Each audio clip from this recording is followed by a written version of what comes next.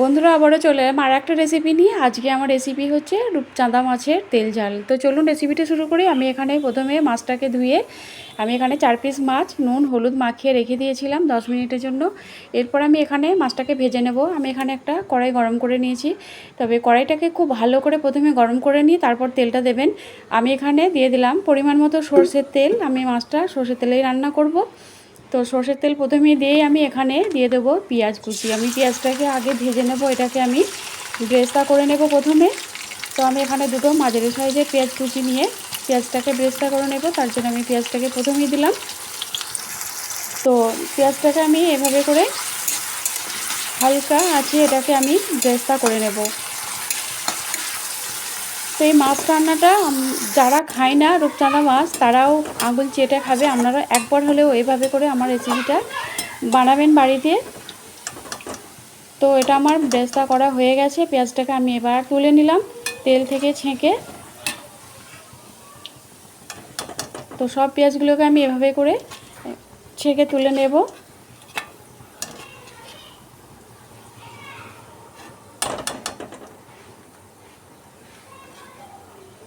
তো পেঁয়াজটাকে আমি তেল থেকে তুলে নিয়েছি। এরপর আমি মাছগুলোকে ভেজে নেব।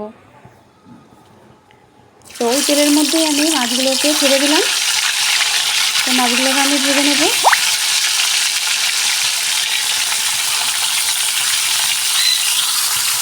মাছটা আমি এক পিঠ ভালোভাবে ভাজা হয়ে গেলে অপর পিঠটা আমি এভাবেই লাল লাল করে ভেজে নেব। তো দেখুন আমার এক পিঠ ভাজা হয়ে গেছে, এভাবে একটা লাল কালার চলে এসেছে। এরপর আমি উল্টে পরের পিঠটা ভেজে নেব।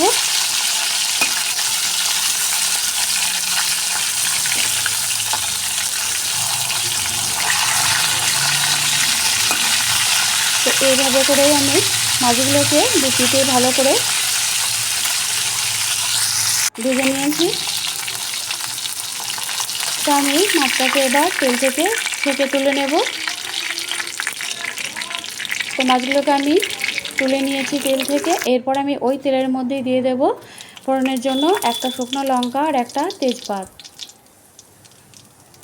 তো দিয়ে ফোড়নটাকে একটু ভেজে নিয়ে এরপর আমি এখানে দিয়ে দিলাম একটা মাঝারি সাইজের টমেটো পেস্ট। তো আমি এটাকে ভালো করে কষিয়ে নেব টমেটোটাকে।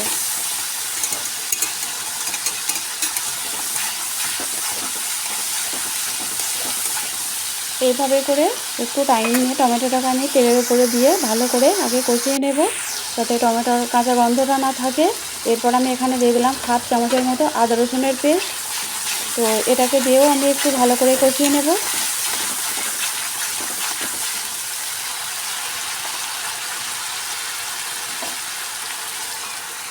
এরপর আমি এখানে মশলা দিয়ে দিলাম। এখানে আমি দিয়েছি 1 চামচ লঙ্কা গুঁড়ো, 1 চামচ হলুদ গুঁড়ো, হাফ চামচ ধনে গুঁড়ো আর 1 চামচ জিরে গুঁড়ো। তো এই মশলাগুলোও আমি তেলের মধ্যে দিয়ে খুব ভালো করে কষিয়ে নেব। এটা যত বেশি কষানো হবে ততই এটা মাছটা আরও বেশি টেস্টি লাগবে খেতে। তো মশলাটা আমি খুব ভালো করে কষিয়ে নিয়েছি দেখুন। আর মশলা যদি পুড়ে আসে তাহলে আপনারা একটু এতে পানি ছিটিয়ে দেবেন। অবশ্যই এটা গরম পানি দিতে হবে। আর এখানে আমি দিয়ে দিলাম হাফ চামচের মতো কাশ্মীরি লঙ্কা গুঁড়ো। আবারও আমি মশলার সঙ্গে এটাকেও ভালো করে কষিয়ে নেব।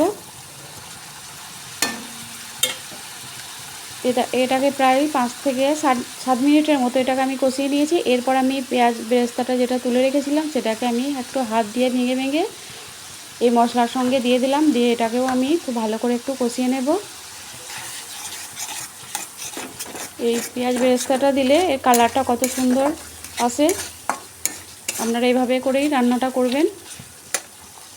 তো দেখুন মশলাটা আমার প্রায় কষানো হয়ে গেছে আর মশলা থেকে তেল ছেড়ে দিয়েছে। এরপর আমি এখানে দিয়ে দিলাম স্বাদ মতো নুন।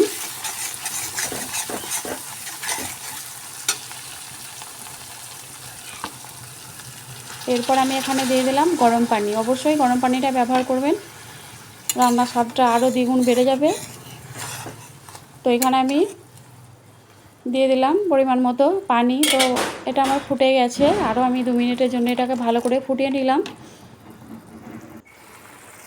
গরম পানি দেওয়া আছে যেহেতু, তো এটা ফুটতে খুব বেশি টাইম লাগবে না। তো এটা আমার ঝোলটা ফুটে গেছে। এরপর আমি এক এক করে ভেজে রাখা মাছগুলো ঝোলের মধ্যে দিয়ে দেব।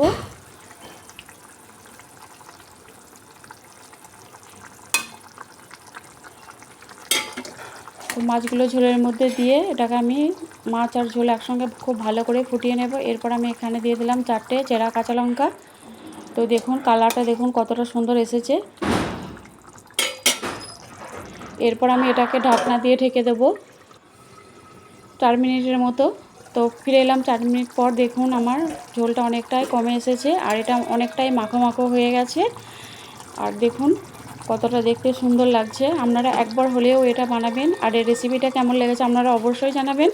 আর সবশেষে দিয়ে দিলাম হাফ চামচেরও একটু কম গরম মশলার গুঁড়ো দিয়ে এটাকে আমি আবারও খুব ভালো করে এর সঙ্গে মিশিয়ে নেব।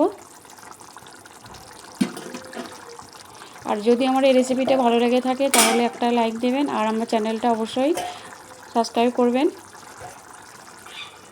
তো আবার আমি 2 মিনিটের জন্য ঢেকে দিলাম। তো ফিরে এলাম 2 মিনিট পর। দেখুন এরপর আমি সবশেষে ছড়িয়ে দিলাম ধনেপাতা। তো রান্নাটা আমার হয়ে গেছে। এরপর গরম গরম ভাতের সঙ্গে পরিবেশন করুন। খেতে দুর্দান্ত লাগবে। একবার হলেও এটা বানাবেন। তো ভালো থাকবেন, সুস্থ থাকবেন।